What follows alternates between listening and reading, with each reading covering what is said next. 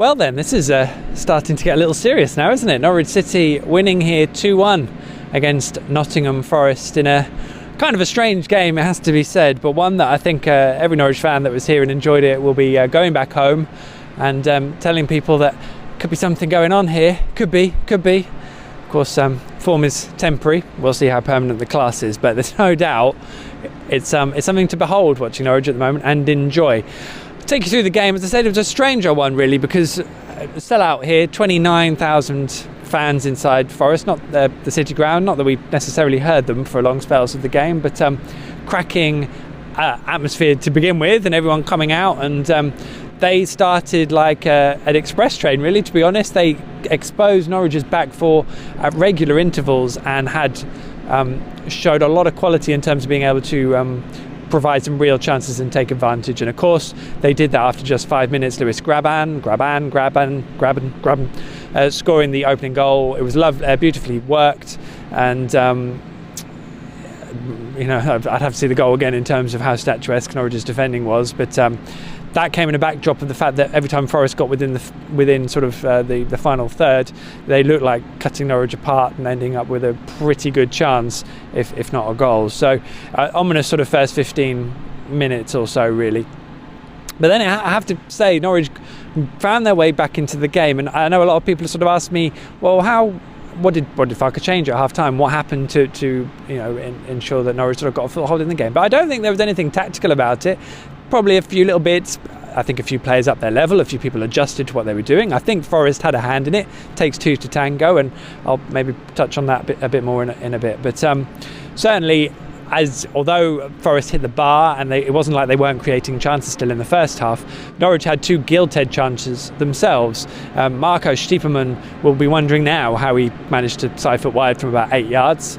And a wonderful move that set Anel Hernandez away, his first start since he had a hernia operation at the start of September.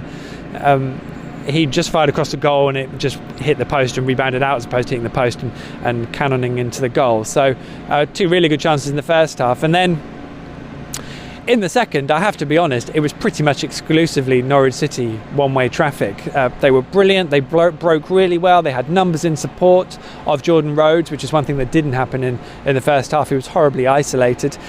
And albeit the two goals came from set pieces, and it's interesting that an Aita Karanka side that you'd think would be able to defend struggled so obviously with two set pieces like that. Likewise, Norwich are starting to show a real threat with those, especially given that Timm Klose now has 4 goals in 3 games, but of course one of them was an own goal, so we'll call it 3 and 3 on his 99th appearance for the club as well, so he will make it 100 against Aston Villa on Tuesday night, all being well. He did have a little bit of a cold,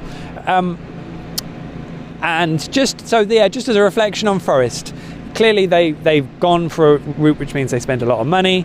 I clocked that in my column at the end of last week on Friday.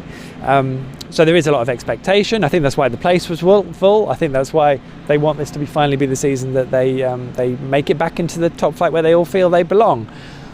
And they played some wonderful football. There was a lot that reminded me of Middlesbrough under Karanka. Sort of a bit edgy. You can't really warm to them because they know what they're doing, and there's almost an arrogance and a swagger about it. And I have to be honest, I just thought they were a bit complacent, and I thought I think at the moment they maybe think they're a slightly better side than they actually are, and I think they stopped working. And I think that played into Norwich's hands, because what Norwich have got is a side that know they have to work, and although it was a slow start, they've kind of, you can just see they've learnt so many lessons from last year. You can see it, the way that they didn't go further behind, they did dig in, even individually. Max Aarons had a pretty torrid time against Joe Lolly for a lot of that, yet he never stopped running and got better as the game wore on, and that shows a lot for a guy who's still 18 years old. Todd Cantwell, superb, his best performance in a Norwich shirt for mine liking. He really influenced the game, and just little things like that, they make a difference. And I have to say the reaction as well between the Norwich fans and the players, and I've seen it a fair few times now away from home, so I feel happy to say that there is a genuine warmth around what's going on at the club at the moment, especially to the point where Daniel Farke was last to thank them, and that's the biggest cheer I think he's had. Now I know all this comes through momentum. Norwich are in a very good run. They're in a good position in the table. They're doing well. They're playing better football, a bit more attacking, a bit more quicker tempo. They're getting the ball into better areas quicker. So they have definitely adapted. But I just think everyone's a bit more used to what's happening, what they're trying to do, and people aren't getting hung up on the fact that it's just going sideways all the time, or it's just this. There's more of an appreciation for what everyone's trying to do. How far this goes is, of course, the big question, because quite frankly, Norwich are playing again on Tuesday night against Aston Villa. Dean Smith's just in charge. That's going to be a pretty tough game, and they've got then Brentford at home after that, and Sheffield Wednesday coming up away from home too. So there's no hiding what Norwich have got in store. Onel Hernandez might be out for a game. We don't know, because he did pick up a stomach. Well, I think he basically got a kick in the nads. It's basically what he had. I don't think it's nothing to do with his hernia, thankfully, and no issue. Although a few of us were a bit worried it was, because he was crouching and holding his stomach. But it was obviously a very swift and painful blow. So all being well, you'd like to think that won't keep him out too long. And Norwich have got a few injuries. Of course, we know that Teemu Pukki, that Kenny McLean, Grant Hanley are all out for at least 2 to 3 weeks. And Norwich have got some tough games coming up, as I said. But they do have the squad. They're bringing Mario Vrancic and Tom Treibel off the bench for a few minutes. They've got a few options there. Ben Godfrey, more than capable of starting in this team, hasn't featured yet. So it's hard at the moment not to think, this is good. And I feel this is a statement win. To come and do this at a Forest side I don't know the exact stats. I should have checked probably. I think it's the first time they've lost in 12 games at home.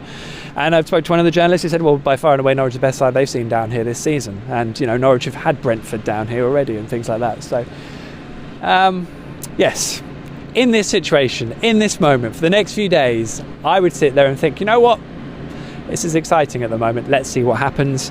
And all we can do then, of course, is hope that the following game, starting at home to Villa on Tuesday night, floodlights, evening game, can't wait, continue the trend. Because the longer you continue the trend, obviously, the more possibilities lay themselves in front of you as to what you can actually achieve.